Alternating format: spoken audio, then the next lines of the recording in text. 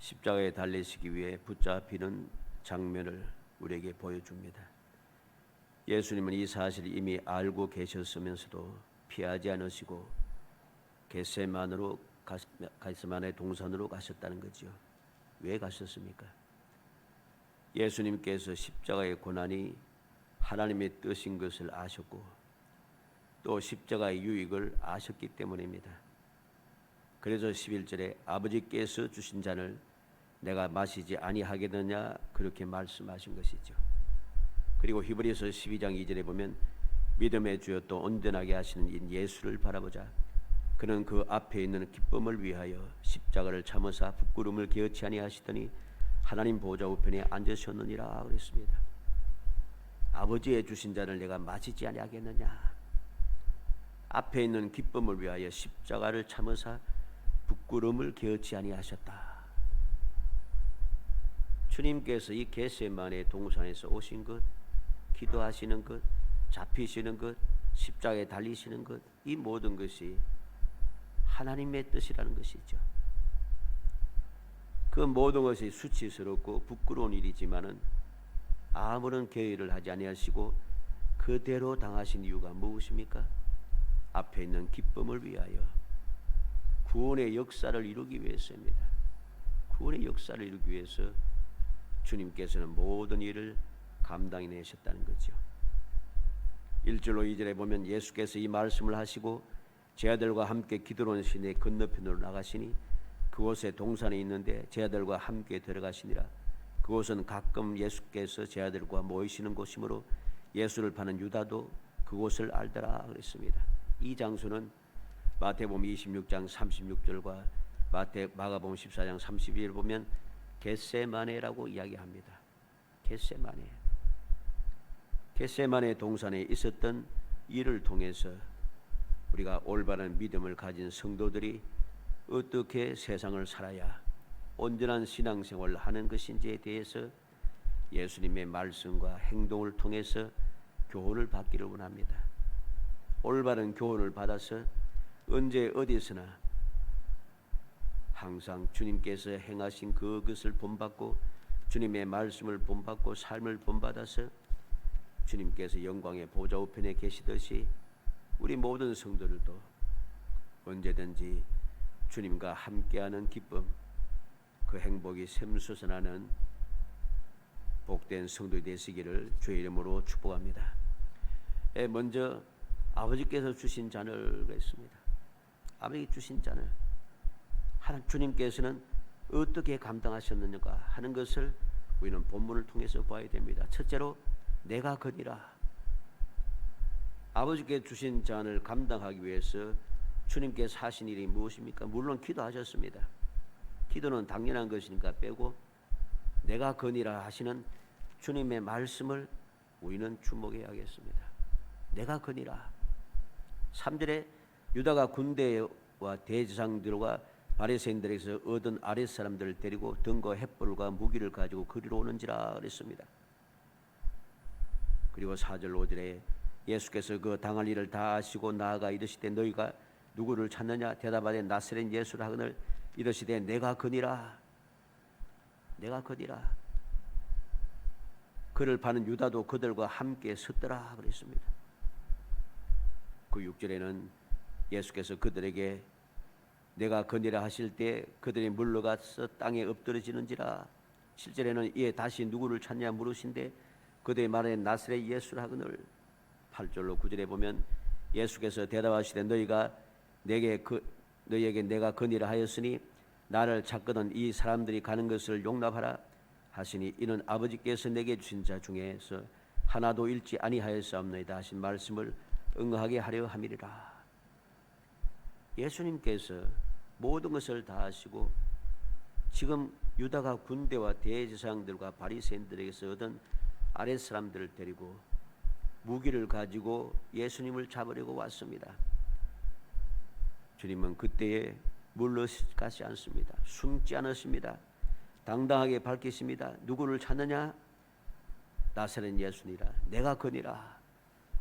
숨기지 않았습니다. 그리고 그곳에 그런 일을 당했다고 무서워하거나 슬퍼하거나 괴로워하거나 낙심하거나 하지 않습니다. 무슨 말입니까? 유다가 군대와 아래 사람들을 데리고 무기를 가지고 오고 있는 것을 주님께서 보고 있습니다. 5절 끝에 그를 파는 유다도 그들과 함께 섰더라 그럽니다. 얼마나 슬픈 일입니까? 얼마나 괴로운 일입니까? 얼마나 답답한 일이겠습니까? 그런데 주님께서는 그에 대해 아무 말씀도 하지 않으시고 내가 그니라 말씀합니다. 뿐만 아니라 오히려 제 아들을 생각하고 계심을 봅니다. 9절 8절인 대로 나를 찾거든 이 사람들이 가는 것을 용납하라. 이 사람들을 용납하라. 이 사람들을 그냥 보내주어라. 제 아들을 생각하고 계시는 거죠. 왜 이렇게 하셨는가? 아버지께서 내게 주신 자 중에서 하나도 잃지 아니하였사옵나이다 하신 말씀을 응하게 하려 함이르라. 하나님의 뜻을 이루기 위해서 주님께서는 그렇게 말씀하시고 행동하셨다는 겁니다. 우리는 주님께서 행하시는 이 세상에 오셔서 행하시던 모든 일들, 말씀들, 그 모든 것들을 우리가 올바르게 보고 항상 교훈을 받아야 합니다. 그 말씀을 제대로 보고 교훈을 받지 아니하면은 우리는 올바른 신앙생활을 하지 못합니다. 올바른 믿음을 가질 수가 없습니다. 오늘날 얼마나 많은 사람들이 주님의 말씀과 주님의 삶의 모습을 바라보고 교훈을 받은 대로 살지 아니하고 모든 것을 내 마음대로 생각하고 세상의 뜻에 맞추어서 모든 것을 또 막 바꾸어 가지고서는 그렇게 움직이고 말하고 행동합니다. 그렇게 살아갑니다. 그러니 그들의 삶 속에 믿음을 볼 수가 없습니다. 그들의 신앙생활이 항상 올바르지 않은 것만 나타나게 되어 있습니다. 왜 그렇습니까?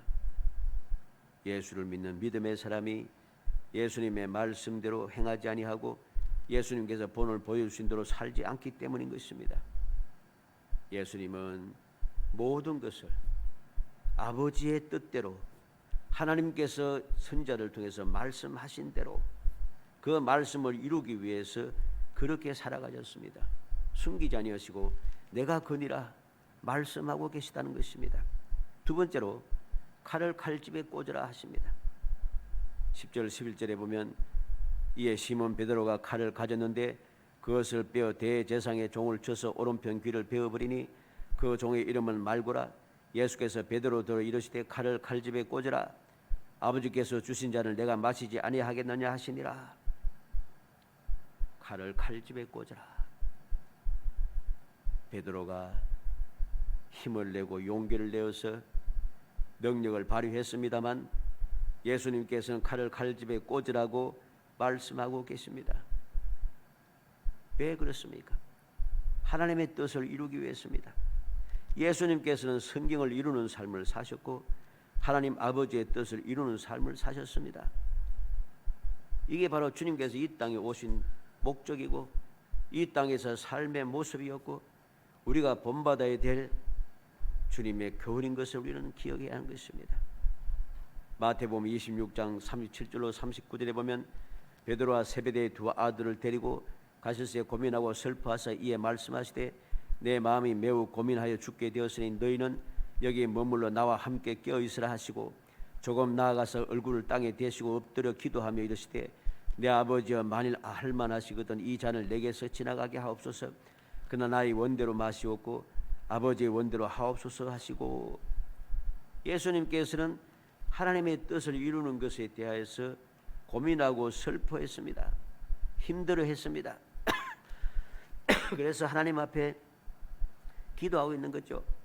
할만하시거든 이 잔을 내게서 지나가게 하옵소서. 그러나 결론은 무엇입니까? 나의 원대로 마시옵고 아버지의 원대로 하옵소서.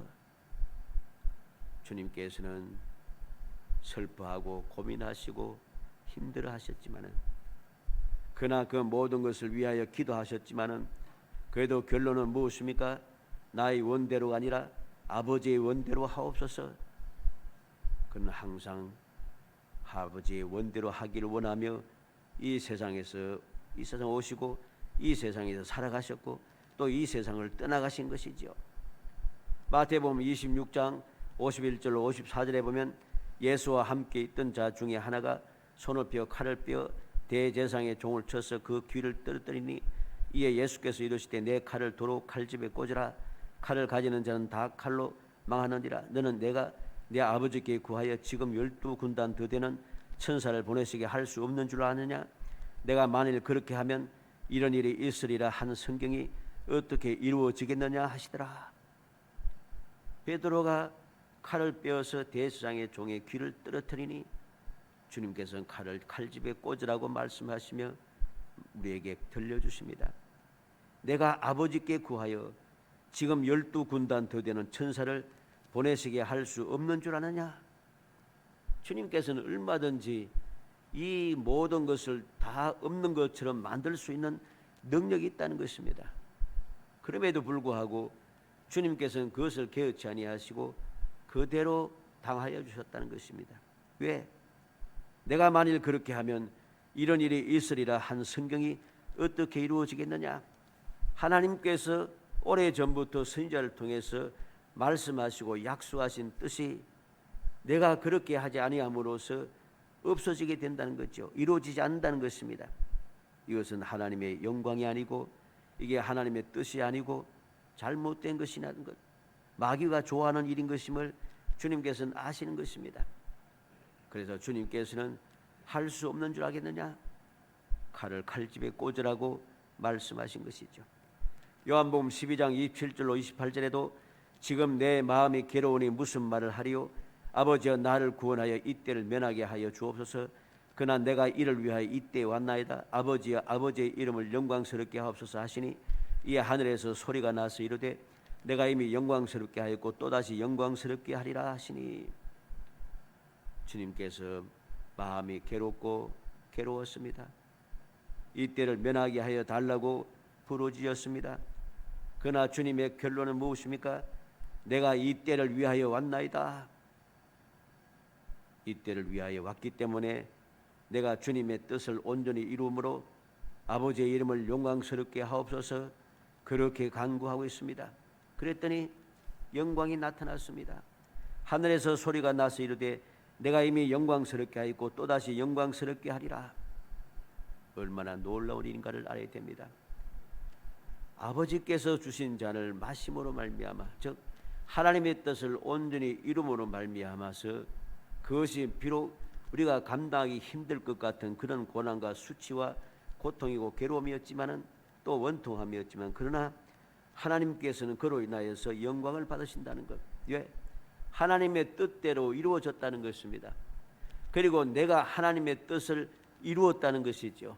이게 바로 영광이 됩니다. 하나님께 영광이 되고 그것이 또 나에게도 영광이 되는 것이죠. 하나님께서 응답하셨습니다.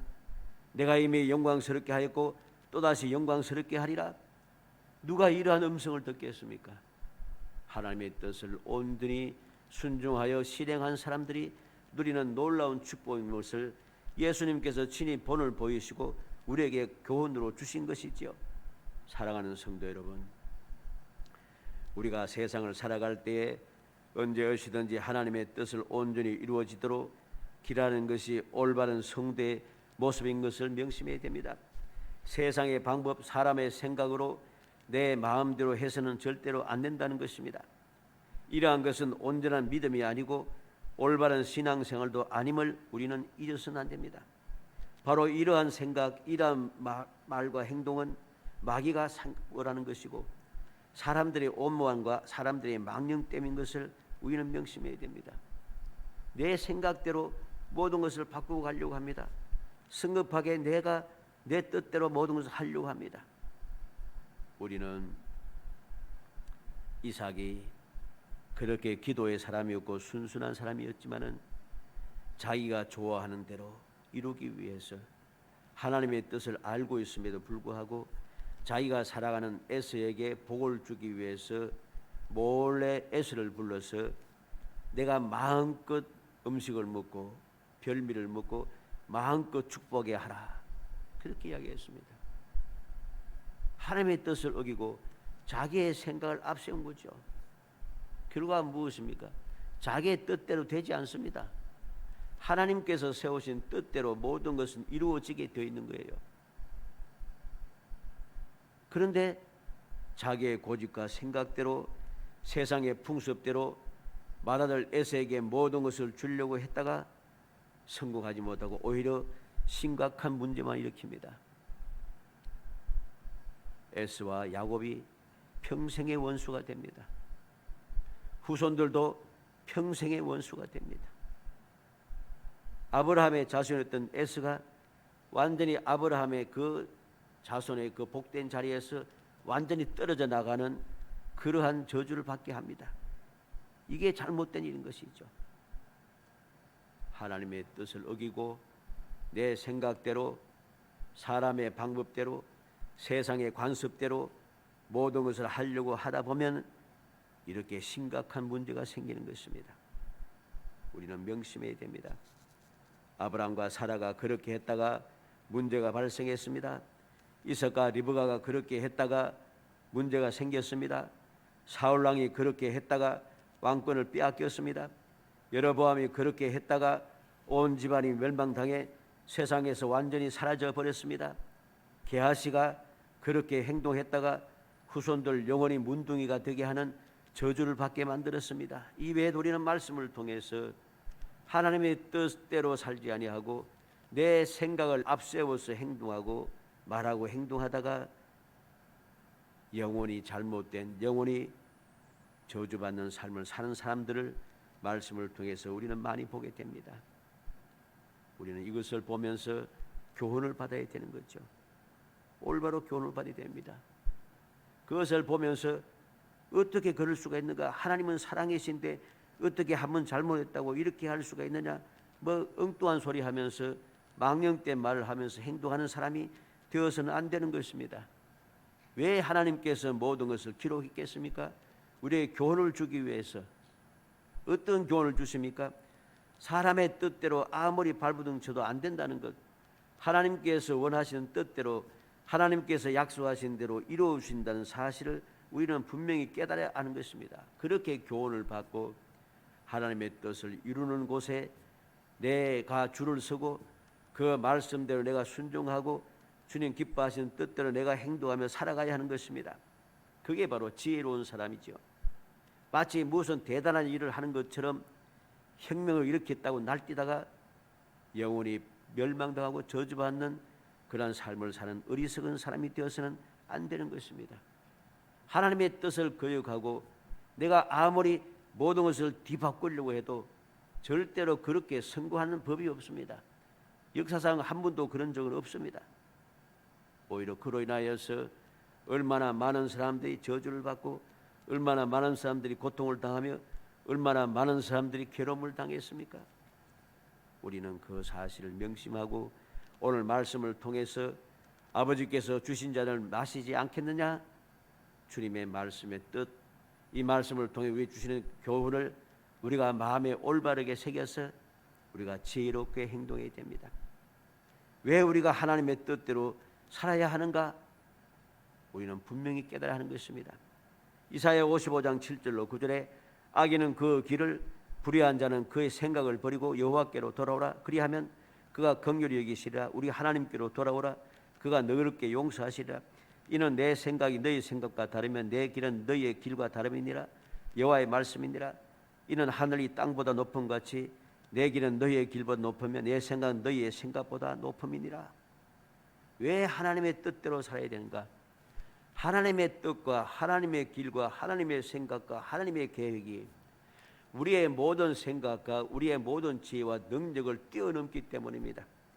우리는 땅에서 발부둥 치지만은 하나님께서는 높은 곳 하늘에서 모든 것을 보시고 가장 합당한 곳, 가장 안전한 곳, 가장 복된 곳으로 우리를 이끌어 주시고 역사하신다는 것입니다. 이 사실을 깨닫을 때 우리는 하나님의 뜻대로 살아가게 됩니다.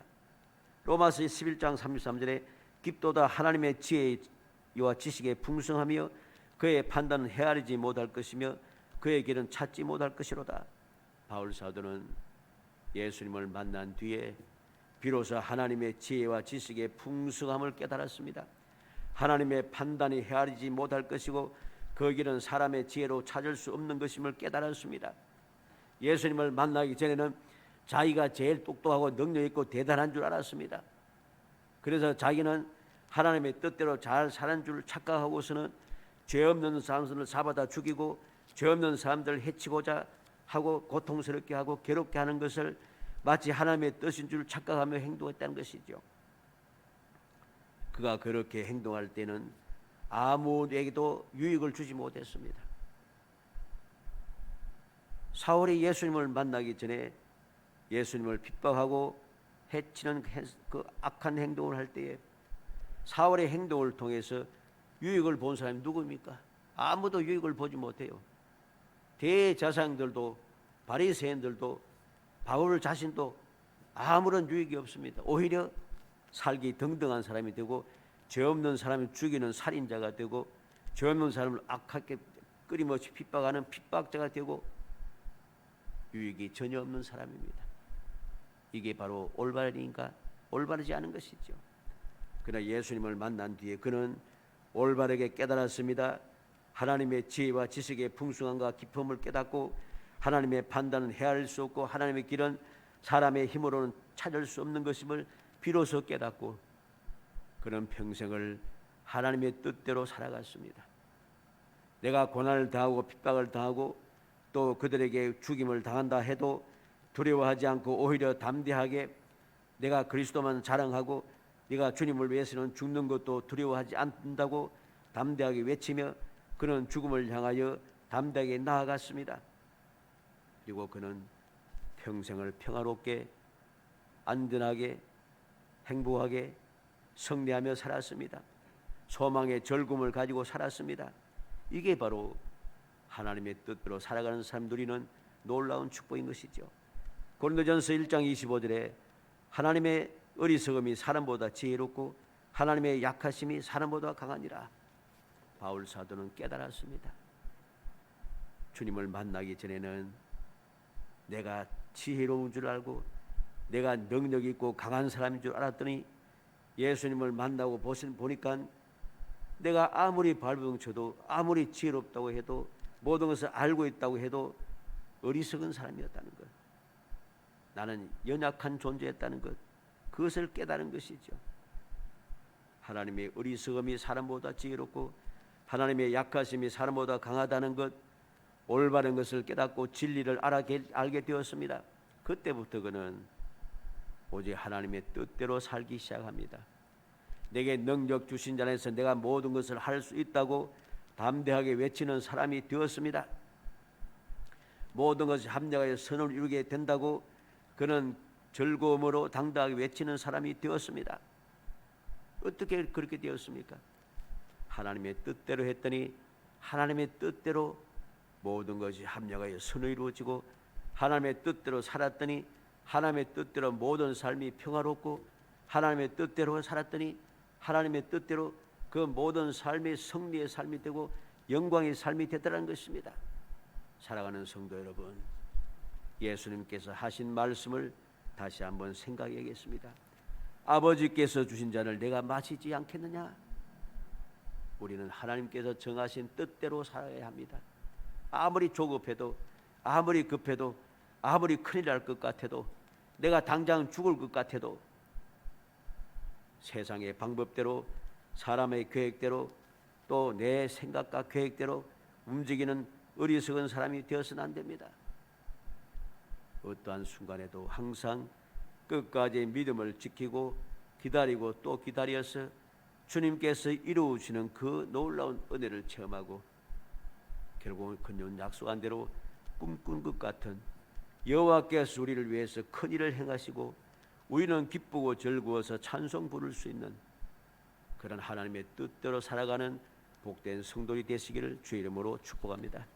은혜 감사합니다. 사랑하여 주셔서 택하여 주시고 저희들로 하여금 이 험한 세상에 기쁨과 즐거움으로 감사 찬송하며 살아갈 수 있게 하시고 날마다 평강의 삶을 살게 하시고 날마다 당당하게 담대한 삶을 살게 하시고 승리의 삶을 살고 영원히 행복한 삶을 살 수 있는 비결을 저희들에게 가르쳐 주시고 보여주심을 감사합니다. 아버지께서 내게 주신 잔을 내가 마시지 않겠느냐?